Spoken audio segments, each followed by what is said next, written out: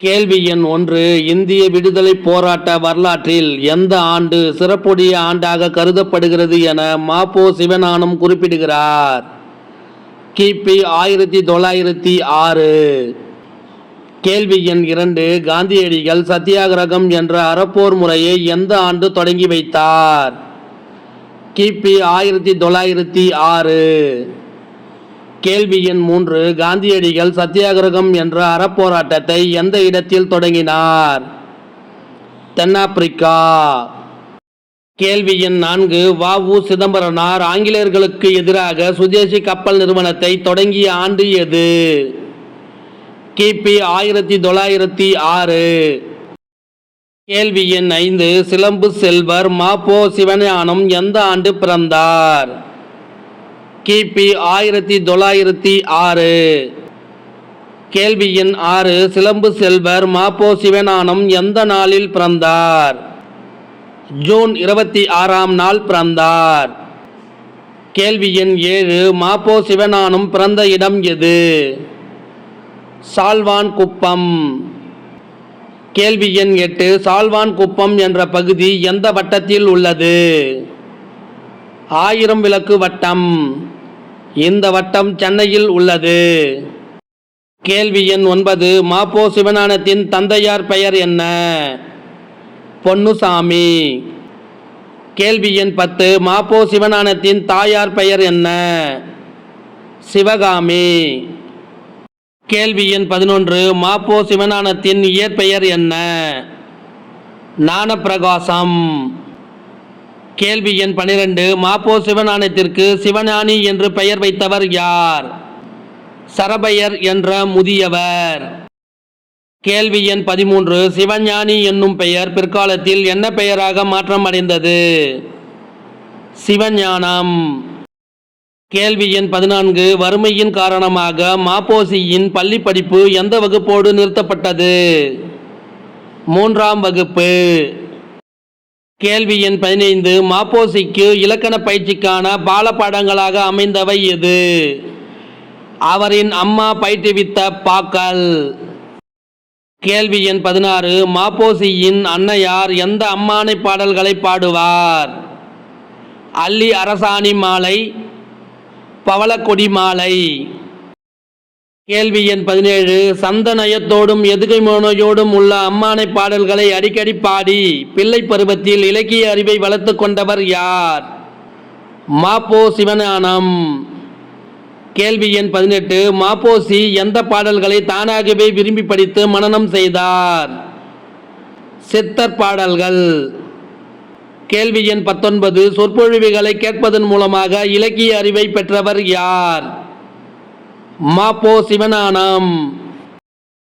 கேள்வி எண் 20. ஒருவன் அறிவு விளக்கம் பெறுவதற்கு எத்தனை வழிகள் உள்ளது? 2 வழிகள் உள்ளது. அவை: 1. கல்வி, மற்றொன்று கேள்வி. கேள்வி எண் 21. ம.பொ.சியின் கேள்வி ஞானத்தை பெருக்கிய பெருமை கொண்டவர் யார்? திருப்பாதிரி புலியூர் நானடியார் அடிகள். கேள்வி எண் 22. தன்னை புத்தக பித்தன் என்று கூறிக்கொண்டவர் யார்? ம.பொ. சிவஞானம். கேள்வி எண் 23. என் அறியாமையுடன் கடும் போர் நடத்தியிருக்கிறேன் என்று கூறியவர் யார்? ம.பொ. சிவஞானம். கேள்வி எண் 24. குறைந்த விலைக்கு நல்ல புத்தகங்கள் கிடைத்துவிட்டால் பேரானந்தம் அடைவேன் என்றவர் யார்? ம.பொ. சிவஞானம். கேள்வி எண் 25. என் வாழ்நாளில் நானாக முயன்று சேர்த்து வைத்துள்ள சொத்துக்கள் என்னிடம் உள்ள பல்லாயிரக்கணக்கான நூல்களை தவிர வேறு எதுவும் இல்லை என கூறியவர் யார்? ம.பொ. சிவஞானம். கேள்வி எண் 26. காந்தி இர்வின் ஒப்பந்தம் ஏற்பட்ட ஆண்டு எது? கி.பி. 1931. கேள்வி எண் 27. பேராய கட்சி எனப்படுவது எது? காங்கிரஸ் கட்சி. கேள்வி எண் 28. காங்கிரஸ் கட்சியால் நடத்தப்பட்ட ஊர்வலங்களிலும் காதர் விற்பனையிலும் தவறாமல் கலந்து கொண்டவர் யார்? ம.பொ. சிவஞானம். கேள்வி எண் 29.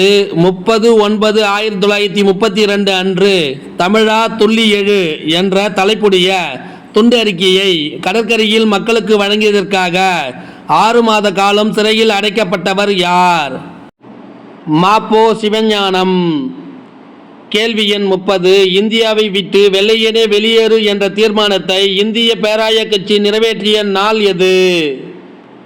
1942 ஆகஸ்ட் 8. கேள்வி எண் 31. இந்திய வரலாற்றில் பொன் எழுத்துக்களால் பொறிக்கத்தக்க புனித நாள் எது? 1942 ஆகஸ்ட் 8. கேள்வி எண் 32. மாப்போசி வேலூர் சிறையில் அடைக்கப்பட்ட நாள் எது? 1942 ஆகஸ்ட் 13. கேள்வி எண் 33. காமராசர், தீரர் சத்தியமூர்த்தி, பிரகாசம் போன்ற தலைவர்களை மாப்போசி சந்தித்த இடம் எது? வேலூர் மத்திய சிறைச்சாலை. கேள்வி எண் 34. மாப்போசி வேலூர் சிறையில் இருந்து எந்த சிறைக்கு மாற்றப்பட்டார்? அமராவதி சிறை. கேள்வி எண் 35. தமிழக வடக்கெல்லை மீட்சிக்கான முதல் முயற்சி துவங்கப்பட்ட நாள் எது? 1947 ஆகஸ்ட் 16. கேள்வி எண் 36. மாப்போசியை வடக்கெல்லை மீட்சி போராட்டத்திற்கு அழைத்தவர் யார்? ஆசிரியர் மங்களம் கிழார். கேள்வி எண் 37. சித்தூர் மாவட்டத்தை ஆந்திராவுடன் இணைக்க முயற்சித்த பொழுது வடக்கெல்லை மாவட்ட தமிழ் மக்களை ஒருங்கிணைத்து தமிழ் உணர்வு கொள்ள செய்தவர் யார்? தமிழாசான் மங்களம் கிழார். கேள்வி எண் 38. தமிழாசான் மங்களம் கிழாருடன் சேர்ந்து சென்னையிலும் திருத்தணியிலும் தமிழர் மாநாடு நடத்திய அமைப்பு எது? தமிழரசு கழகம். கேள்வி எண் 39. தமிழரசு கழகத்தை தொடங்கியவர் யார்? மாப்போ சிவஞானம். கேள்வி எண் 40. வடக்கெல்லை போராட்டம் துவங்கிய இடங்கள் எவை? சித்தூர், புத்தூர், திருத்தணி. கேள்வி எண் 41. வடக்கெல்லை போராட்டத்தில் ஈடுபட்ட திருவலங்காடு கோவிந்தராசன் என்பவர் எந்த சிறையில் உயிரிழந்தார்? ராஜமுந்திரி சிறை. கேள்வி எண் 42. வடக்கெல்லை போராட்டத்தில் ஈடுபட்ட மாணிக்கம் என்பவர் எந்த சிறையில் உயிரிழந்தார்? பழனி சிறை. கேள்வி எண் 43. மத்திய அரசு யாருடைய தலைமையில் மொழிவாரி ஆணையத்தை அமைத்தது? சர்தார் KM பணிக்கர். கேள்வி எண் 44. சித்தூர் மாவட்டம் முழுவதையும் ஆந்திரா மாநிலத்திற்கு கொடுக்க பரிந்துரை செய்த ஆணையம் எது? KM பணிக்கர் ஆணையம். கேள்வி எண் 45. மாலவன் குன்றம் போனால் என்ன, வேலவன் குன்றாவது எங்களுக்கு வேண்டும் என்று முழங்கியவர் யார்? மாப்போ சிவஞானம். கேள்வி எண் 46. எந்த ஆணையம் அமைக்கப்பட்டு திருத்தணி வரையிலான தமிழக நிலங்கள் மீட்கப்பட்டன? படகாஸ்கர் ஆணையம். கேள்வி எண் 47. ஆந்திராவின் தலைநகராக எந்த இடத்தை கேட்டதால் மீண்டும் போராட்டம் வெடித்தது? சென்னை. கேள்வி எண் 48. தலைநகர் சென்னையை காக்க முதல்வர் பதவியை துறக்க முன்வந்தவர் யார்? ராஜாஜி. கேள்வி எண் 49. தலைநகர் போராட்டத்தின் காரணமாக மத்திய அரசு யார் தலைமையில் ஒரு நபர் ஆணையத்தை அமைத்தது? நீதிபதி வாஞ்சு. கேள்வி எண் 50. சென்னை மாநகராட்சியின் சிறப்பு கூட்டம் யாருடைய தலைமையில் நடைபெற்றது? மாநகர தந்தை செங்கல்வராயன். கேள்வி எண் 51. சென்னை மாநகராட்சியின் சிறப்பு கூட்டத்தில் தலையை கொடுத்தேனும் தலைநகரை காப்போம் என முழங்கியவர் யார்? மாப்போ சிவஞானம். கேள்வி எண் 52. பிரதமர் நேரு ஆந்திர மாநிலத்தின் தலைநகர் ஆந்திர மாநிலத்தின் எல்லைக்குள்ளேயே அமைக்கப்படும் என்று எந்த நாளில் அறிவித்தார்? 25/3/1953. கேள்வி எண் 53. மாப்போசி முதலில் கலந்து கொண்ட போராட்டம் எது? தெற்கு எல்லை போராட்டம். கேள்வி எண் 54. தெற்கு எல்லை கிளர்ச்சி பற்றி மாப்போசியின் முதல் பேச்சு நடைபெற்ற இடம் எது? நாகர்கோவில் நகரின் வடிவீஸ்வரம். கேள்வி எண் 55. எந்த சங்கத்தின் ஆண்டு விழாவில் தெற்கெல்லை கிளர்ச்சி பற்றி மாப்போசி பேசினார்? வடிவை வாலிபர் சங்கம். கேள்வி எண் 56. வடிவை வாலிபர் சங்கம் ஆண்டு விழா எந்த நாளில் நடைபெற்றது? 1946 அக்டோபர் 25. கேள்வி எண் 57. தமிழக வடக்கு தெற்கு எல்லை கிளர்ச்சிகளை தமிழகம் அளவில் நடத்திய அமைப்பு எது? தமிழரசுக் கழகம். கேள்வி எண் 58. தெற்கெல்லை கிளர்ச்சியில் நடத்தப்பட்ட துப்பாக்கி சூட்டில் உயிரிழந்தவர்கள் யார்? தேவசகாயம், செல்லையா. கேள்வி எண் 59. தெற்கெல்லை கிளர்ச்சியில் திருவிதாங்கூர் ஆட்சி நடத்திய துப்பாக்கி சூட்டில் உயிரிழந்த தேவசகாயம், செல்லையா ஆகிய இருவரையும் நாம் மறந்துவிடக் கூடாது என்று கூறியவர் யார்? மாப்போ சிவஞானம். கேள்வி எண் 60. தெற்கெல்லை கிளர்ச்சியில் முதன்மையானவர்கள் யார்? PS மணி, மா சங்கரலிங்கம், நாஞ்சில் மணிவர்மன், PJ பொன்னையா.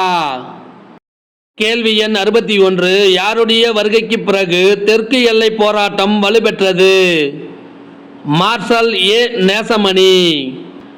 கேள்வி எண் 62. இளம் வயதிலேயே சமூக விடுதலைக்காக போராடிய வழக்கறிஞர் யார்? Marshal A Nesamani.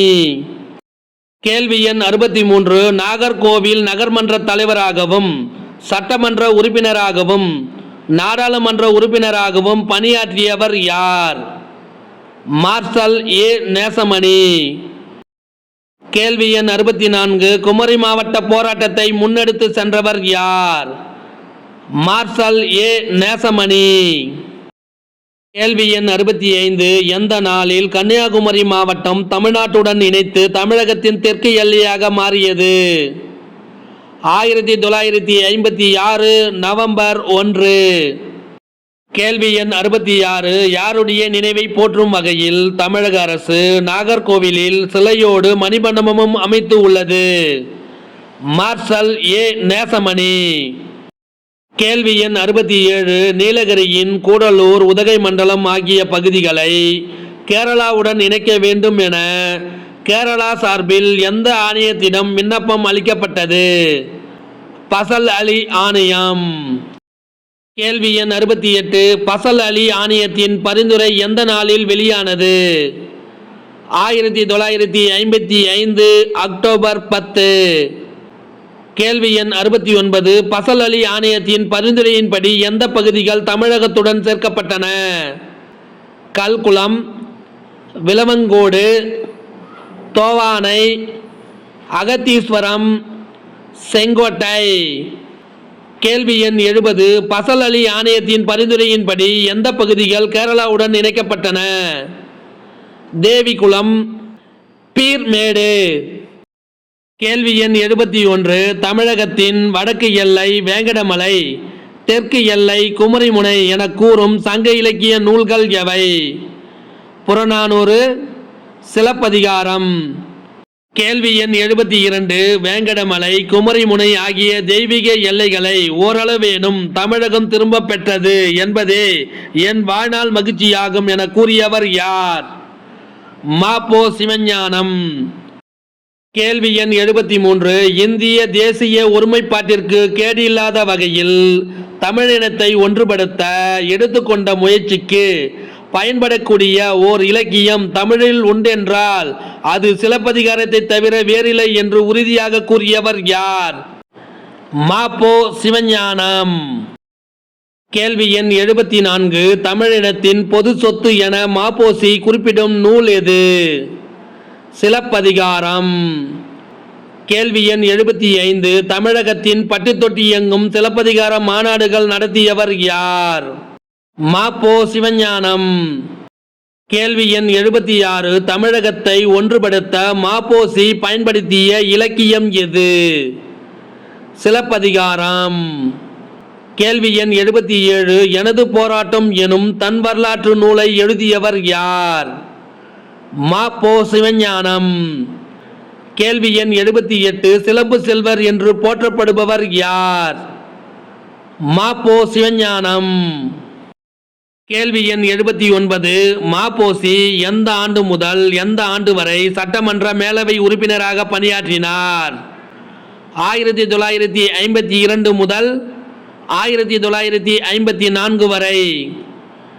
கேள்வி எண் 80. ம.பொ.சி. எந்த ஆண்டு முதல் எந்த ஆண்டு வரை சட்டமன்ற மேலவை தலைவராக இருந்தார்? 1972 முதல் 1978 வரை. கேள்வி எண் 81. வள்ளலார் கண்ட ஒருமைப்பாடு என்ற நூலின் ஆசிரியர் யார்? மா.பொ. சிவஞானம். கேள்வி எண் 82. வள்ளலார் கண்ட ஒருமைப்பாடு என்ற நூலுக்கு எந்த ஆண்டு சாகித்ய அகாதமி விருது கிடைத்துள்ளது? 1966 ஆண்டு கிடைத்துள்ளது. கேள்வி எண் 83. தமிழக அரசு திருத்தணியிலும் சென்னை தியாகராய நகரிலும் யாருக்கு சிலை அமைத்து உள்ளது? மா.பொ. சிவஞானம். கேள்வி எண் 84. மா.பொ. சிவஞானம் வாழ்ந்த காலம் என்ன? 1906 முதல் 1995 வரை. கேள்வி எண் 85. பேபிரஸ் தாளில் எழுதப்பட்ட அரிய கையெழுத்துச் சுவடி ஒன்று எங்கு கண்டுபிடிக்கப்பட்டது? வியன்னாவில் அமைந்துள்ள அருங்காட்சியகம். கேள்வி எண் 86. ஆஸ்திரியா நாட்டின் தலைநகர் எது? வியன்னா. கேள்வி எண் 87. சேர நாட்டு துறைமுகமான முசிறியில் வாழ்ந்த தமிழ் வணிகருக்கும் எகிப்து நாட்டின் அலெக்சாண்டிரியா துறைமுகத்தில் வாழ்ந்த கிரேக்க வணிகருக்கும் இடையிலான வணிக ஒப்பந்தம் எந்த இடத்தில் அமைந்துள்ள அருங்காட்சியகத்தில் கண்டறியப்பட்டது? வியன்னாவில் அமைந்துள்ள அருங்காட்சியகத்தில் கண்டறியப்பட்டது. கேள்வி எண் 89. சேர நாட்டு துறைமுகமான முசிறியில் வாழ்ந்த தமிழ் வணிகருக்கும் எகிப்து நாட்டின் அலெக்சாண்டிரியா துறைமுகத்தில் வாழ்ந்த கிரேக்க வணிகருக்கும் இடையிலான ஒப்பந்தம் எந்த காலத்தை சார்ந்தது?